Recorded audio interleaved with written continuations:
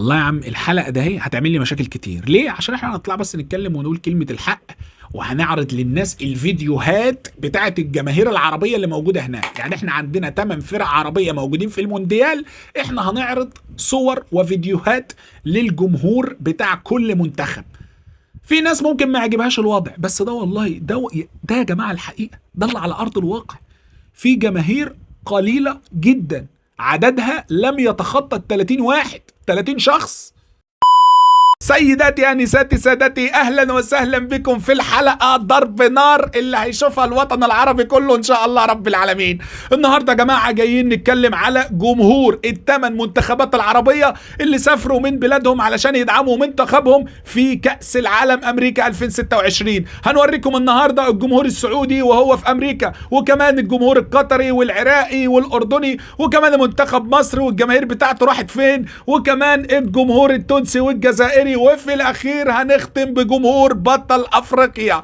بعد الفاصل هتدخل تشوف معايا الفيديوهات. اتمنى ما تنساناش في اللايك في البرتاج في الابونيه. يلا بينا بعد الفاصل وندخل نتفرج على الجمهور ونقرر مع بعض ونقيم مع بعض مين هم اقوى الجماهير اللي سافرت ورا فريقها ورا منتخبها علشان تدعم بلدها في كأس العالم 2026. يلا بينا.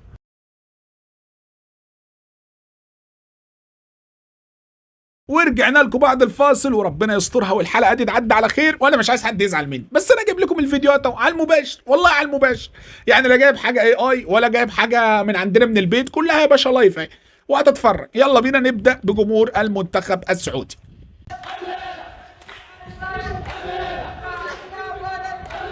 الليله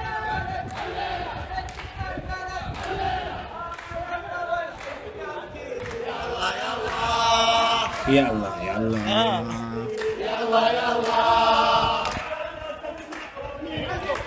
اخواتنا في السعودية كل كامل التقدير والاحترام لبلاد الحرمين الشريفين، ولكن احنا عايزين اغاني تولع الدنيا. الاغاني دي هتنيم اللعيبة يا فندم، الاغاني دي هتنيم اللعيبة بتاعت السعودية في الملعب. عايزين اغاني حماسية اكتر من كده. كمل. سعودي فرعوني بيقول لك لا تلوموني سعودي فرعوني. لا ثواني، عيد تاني كده.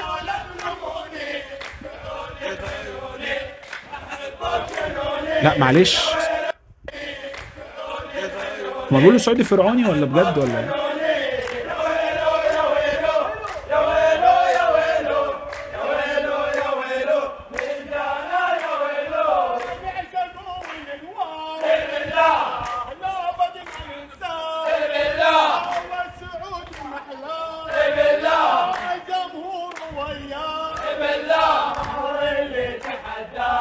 هم تقريبا كده العدد الإجمالي بتاعهم 50 واحد.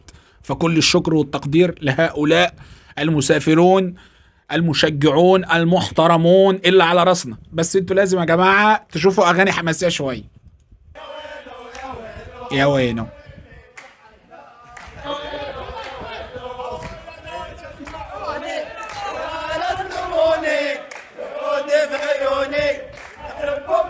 سعودي فرعوني. انا عايز اعرف موضوع في سعودي فرعوني دي.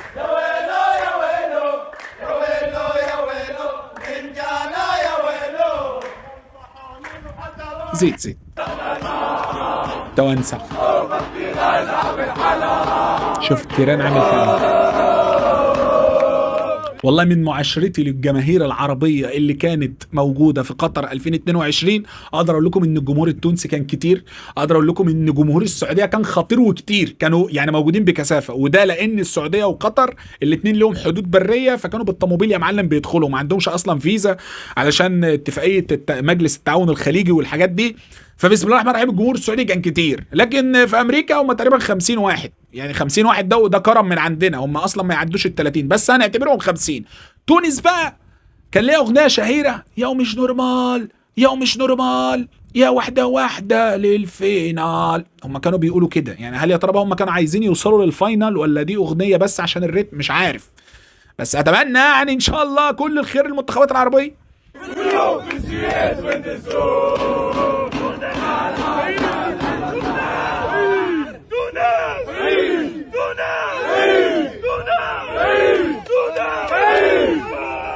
وده كده الاعداد. يبقى احنا كده معانا السعوديه 50 شخص، تونس وقيل 250. انا بصراحه كان احترم التوانسه، يعني حتى في مشاركتهم في بطوله لاكوب دافريك في المغرب في النسخه اللي فاتت، كانوا ناس بمنتهى السهوله داخلين سوق راسهم، شاركوا، السلام عليكم، سابوا بصمه ايجابيه، حتى ربنا ما وفقهمش في ادوار بعيده. بعد المباريات كانوا بينظفوا الغرف من وراهم، يعني سايبين صوره ايجابيه. وبعدين تونس الخضراء برضو انت فاهم.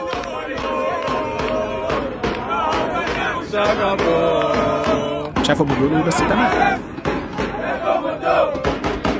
هنقولوا 250. اهو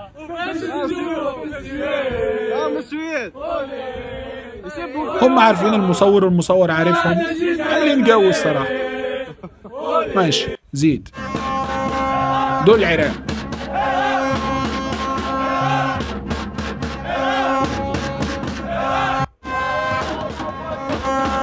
يعني دول بقى ممكن يكونوا 30 شخص فعلا، يعني هنقولوا ان العراق 30، وهنقول ان السعوديه 50، وهنقول ان تونس 250. يعني دي بالفيديوهات اللي احنا بنشوفها.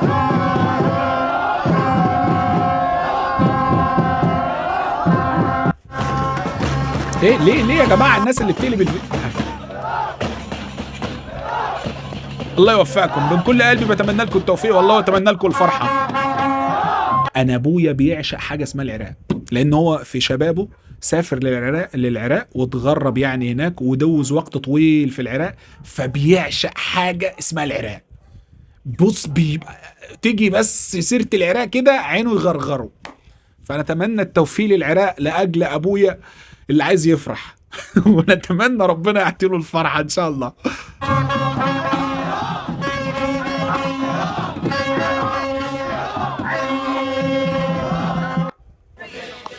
الله، مصريين هم المصريين هم بلادي بلادي بلاد. لا كتير يا جدعان، كتير، ده احنا هنزلزل الدنيا.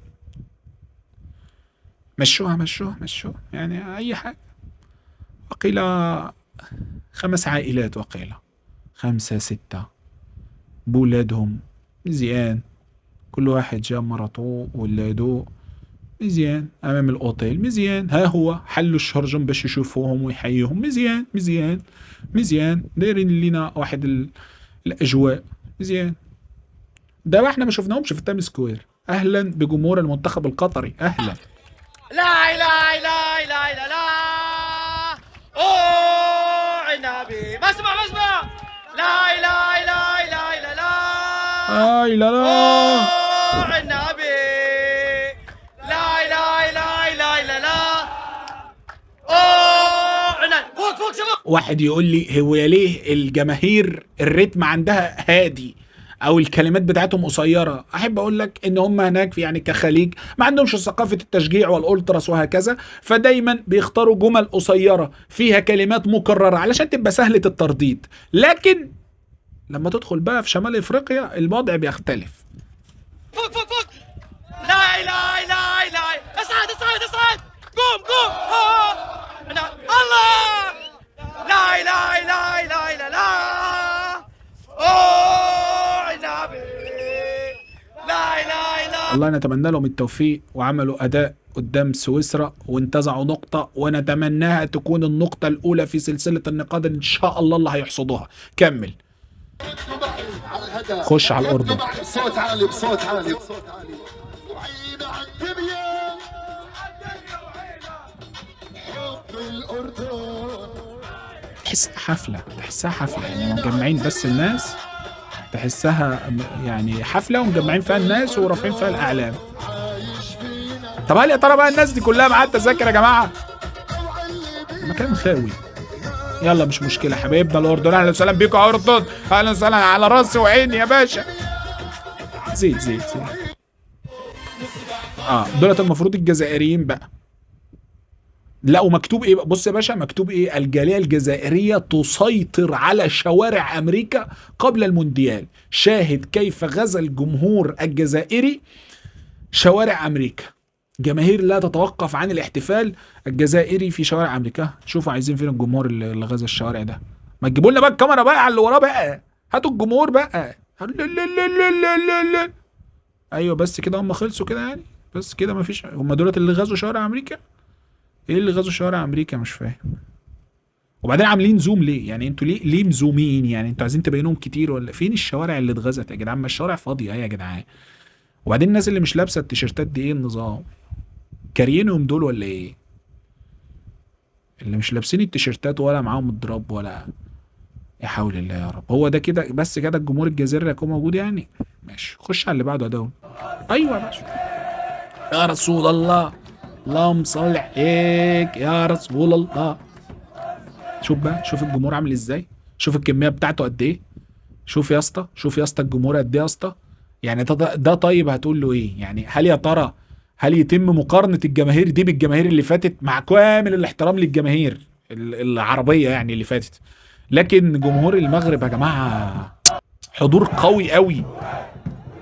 لما بوجا ماشي مغربي هو واللي ما بوجا ماشي مغربي هو واللي ما بوجا ماشي مغربي هو واللي ما بوجا ماشي. والله تايم سكوير مكتوب باسمهم بقى خلاص، الموضوع انتهى. من هنا لحد ما ينتهي كاس العالم تايم سكوير ديال الجمهور المغربي. والله يا عم الحاج، يا عم ترامب، انت ركز معايا وخدها مني نصيحه. لو عايز كاس العالم ده يفضل ناجح وفي نسبه مشاهده وفي، انت لازم تحافظ على الجمهور المغربي وعلى استمراره. يبقى انت لازم تحافظ على استمرار المنتخب المغربي في كاس العالم. ما بقولكش يا سيدي كولس له، ولا بطلب من حد ان هو يقف جنبه. انا مش عايزه بس ان هو يتظلم، مش عايزه يتظلم. ادوا له حقه اهو.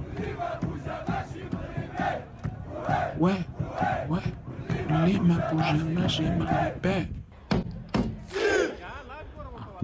زعزع صوتي زعزع الجيران.